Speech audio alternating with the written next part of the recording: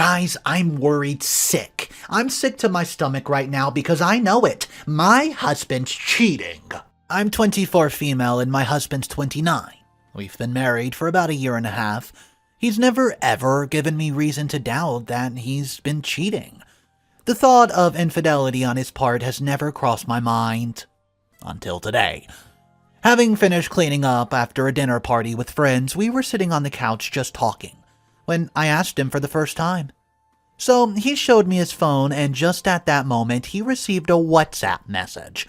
The notification appeared showing an unsaved number, with the profile picture of a girl wearing a really low cleavage blouse.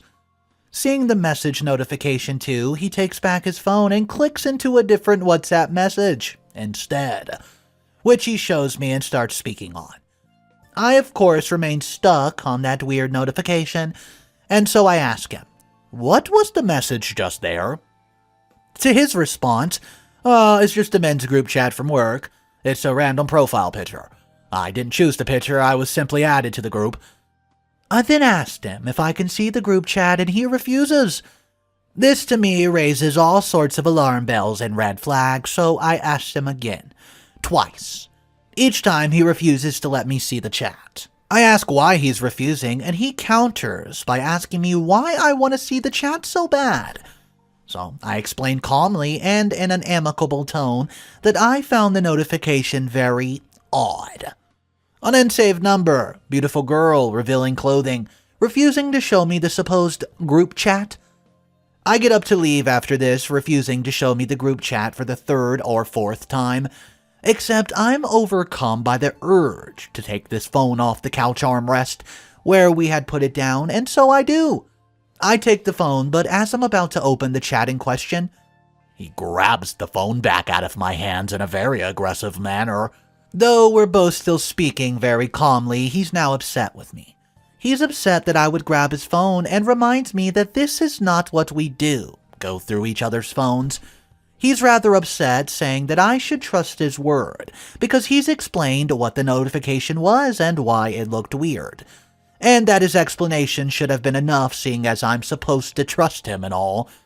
So I guess he's offended that I would even ask to see the chat. He then goes on to remind me that not only has he never given me a reason to doubt him, but also that he always freely has given me access to his phone. This is all true. I even have my face saved on his face recognition setting, and his on mine. He continued to refuse to show me how supposed group chat. And being shocked, I simply left the room.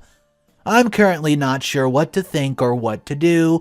My question is, did I respond unreasonably? What's up, guys? Mr. Reddito here. So there's 2 updates for this story. I hope you're having a wonderful day. Things are about to get pretty intense in this first update. If you're not subscribed to the channel, go ahead and click that subscribe button, as I'm here every single day with more and more stories. Let's get on to update number 1. Hey everyone, thanks for your responses. We still have guests staying over at our place. After the initial conversation, I left to stay with the guest in the guest room. They're my girlfriend, so this wasn't particularly weird. It is their last night too, so we stayed up talking. I didn't mention anything to them, but I also haven't spoken to him since. The guests leave later this evening. Before then, we'll be out and about. I don't think I'll have a chance to speak to him or address this again until the guests have left. To clear up a few things, I also suspect cheating. I know exactly what it's looking like. But yes, I was wondering if my grabbing the phone was unwarranted, exaggerated, and in fact a breach of trust on my part. I do not go through people's phones on principle. I've never done it, and I do feel like I violated his privacy for doing that. I've also realized, after reading everybody's responses, that worrying about having breached his privacy is precisely what he wanted, and is an attempt to turn it all back on me, to distract from the main issue. I'll come back with another update once I've addressed it with him. Now it's time for the final update. I've asked him to show me the chat one more time. He accepted immediately this time, and I was worried this meant the evidence would have been deleted. But he handed me the phone and it was all there. I saw the group chat with the same profile picture called Men's Group, but in the language of the country. In the group chat, I saw the initial message notification I'd seen. With the number still unsaved, it was in fact the Spotify link like he had said. The timestamp is correct, and he scrolled all the way up to when he was added to the group, which does correspond to when he started at the new job. He took out his work laptop and went through the work email contacts to show me that a few contacts he had saved, they did correspond with the name colleagues in the group. I got pretty annoyed, if I'm honest. I'm extremely relieved, but oh my gosh, he could have spared me all the turmoil. I asked why he was being so darn secretive about everything then. It turns out he had a group chat with my childhood friends, and they were planning a surprise for me. Surprise was semi-ruined now, LOL, oops. You might all wonder why on earth I didn't think of that so close to Christmas, and that would have been because we don't even celebrate Christmas.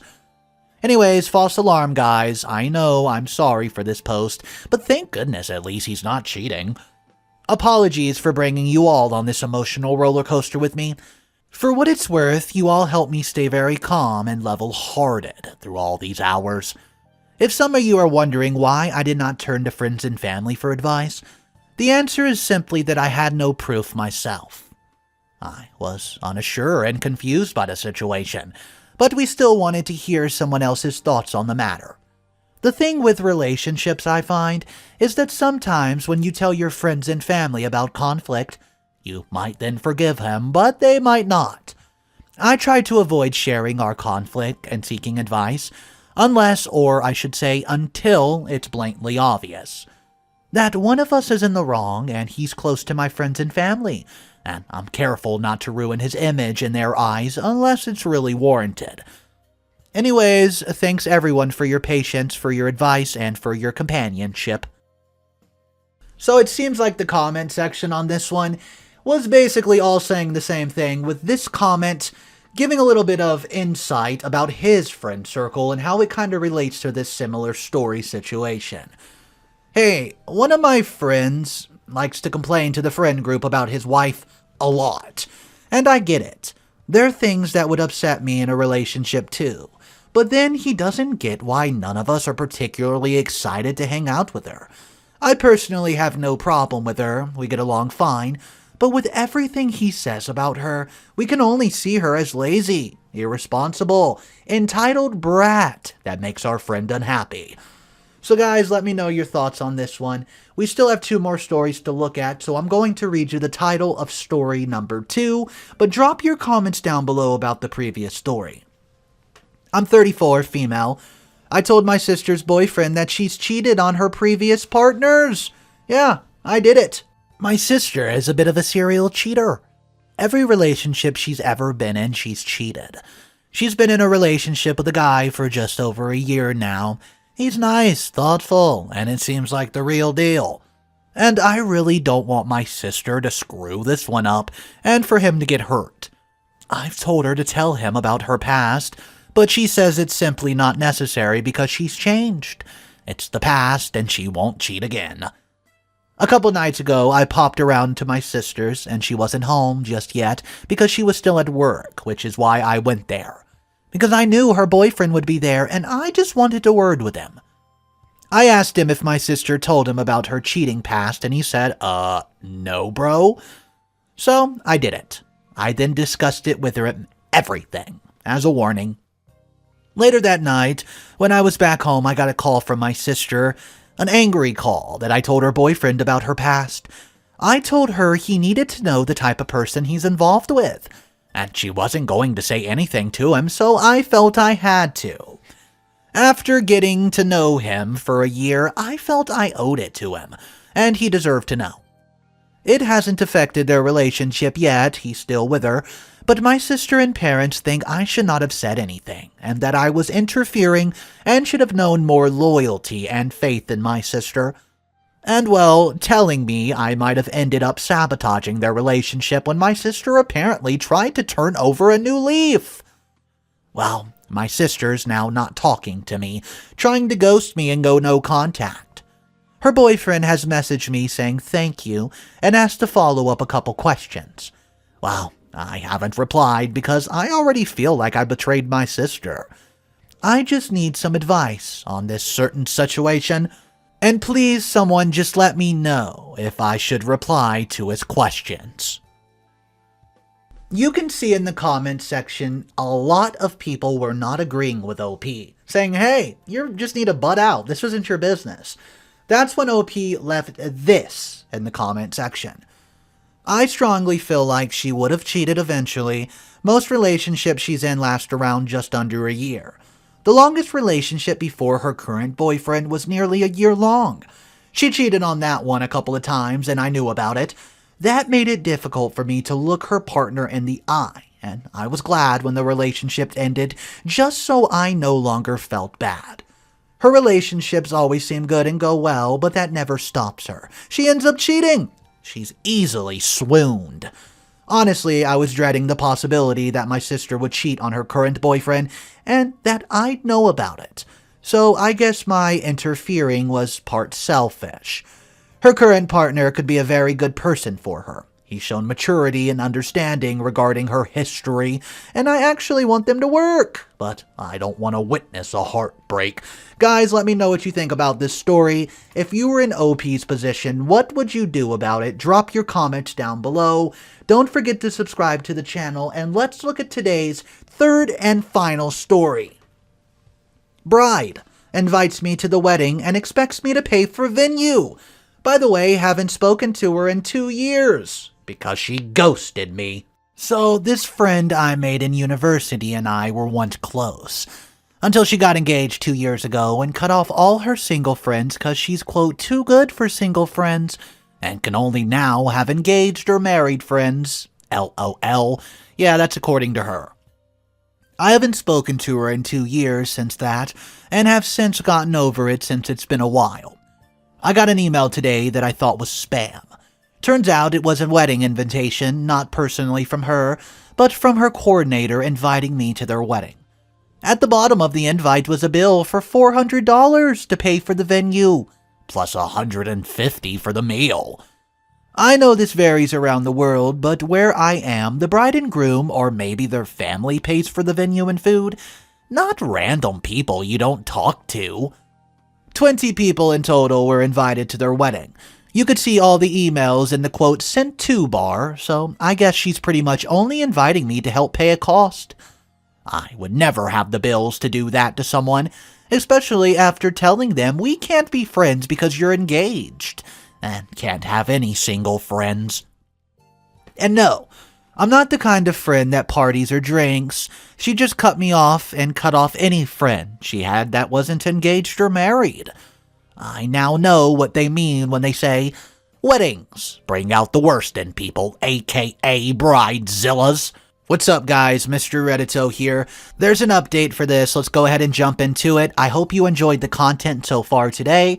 If you did, smash that like button and subscribe to the channel. Here's the final update. So, after she sent me the message asking me why I declined, I just said it's impossible to finance that, and she didn't say anything. I spoke to the mutual friend, and the mutual friend isn't going either, but was told about the mandatory payment, LOL, prior to the invitations going out, because basically, like other users here suggested, I was like a plan C of people to invite. And she really needed people to come to this wedding because the venue gives a discount if the quantity of people reaches a certain amount. Everyone in the wedding party is not paying, so I was like a last-ditch effort resort type thing, basically like so many of you suggested I should watch out for. Since we were age of all 23 and 24, not everyone who she invited was able to pay in the first place. So yeah, she was like, well, who's next on the list? Oh yeah, there has to be OP. I guess she thought I'd forget about her reasoning for cutting off friends in the first place, but I don't. As for everyone wondering who the fiancé is, no one's even met him. Not even the mutual friend, but he was in charge of a club at our university, and I've heard he's kind of a jerk.